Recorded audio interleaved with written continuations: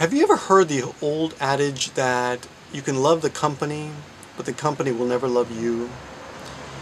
And I was thinking about that in relation to America today. You can love America, but America will never love you. But is that a mistake? I mean, I don't know.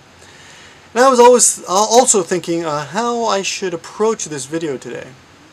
It's the 4th of July in Japan, evening. I've been here 17 years now. And if anything, I've become more American than ever. Can you become more American? And I thought I would share with you my American story. My father, I think it all begins with my father. My father was born in Peru. As poor can be. Dirt floors, thatched huts, that kind of stuff. And he worked hard in Peru, just like everyone else in his class. And I don't know the whole story behind this, but somehow he got a scholarship to come study in Alabama. And he decided, well, I'll take it. Now, he and my mother were already married. They had already had me. And my mother was pregnant with my brother. But they decided that this was a golden opportunity. And although neither of them spoke English very well, and for some reason that didn't matter. I don't know how they got that scholarship, but it is a true story. They came to America. My mother came first, and she set up shop. She, got the apartment, and we all lived together alone for about 6 months, while my father was, wrapping things up in Peru. He came 6 months later to join us, and he was, quite in his machismo was insulted by the fact that I had learned to pee sitting down, having spent all that time with just my mother and my aunt. I think she was with us at the time too. But anyway, long story short, our American journey had begun. My parents stayed, graduated, got job offers. They decided, well, we'll just stay a little longer, go back to Peru later, save up some money. They stayed, and when I was 14 years old, they decided to make it legal, and they applied and became American citizens. And we go back to Peru once in a while, and of course we visit some of the people that my father, he was classmates with, and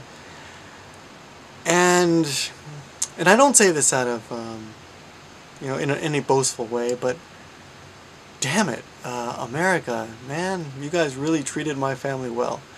If we had stayed in Peru, well, I'd never be in Japan now.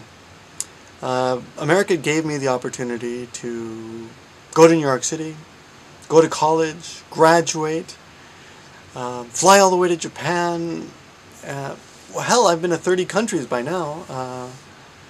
And it's all because my father made that first leap to America.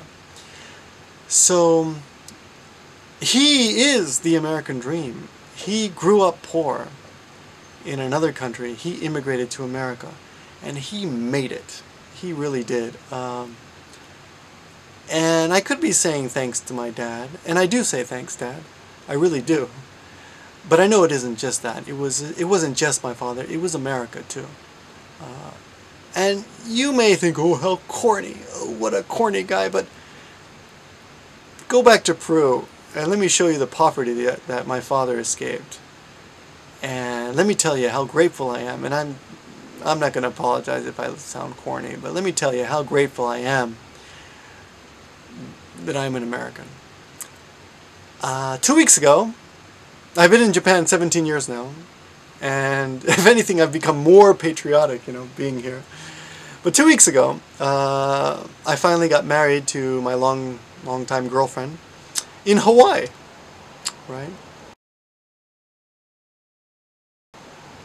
So now our children will have all that mixed blood that I have, from my parents, my grandparents, my German blood, Peruvian Incan blood, Italian blood, Spanish blood, American blood now, and I guess my children will have Japanese blood. And the wonderful thing about all this is we're going to go back to America one day, and my wife will be accepted as an American, and our children will be accepted as Americans. And I'm really happy for that fact, because I know that although of course there are problems of racism and all that junk, but if my family, my wife, my kids have a shot anywhere in the world, well, that place is going to be America. So on July 4th, 2007, I just want to say thanks. Thanks to America, and I know you may never love me, but I still love you. Give me a break, man, give him a break, because he sure deserves one.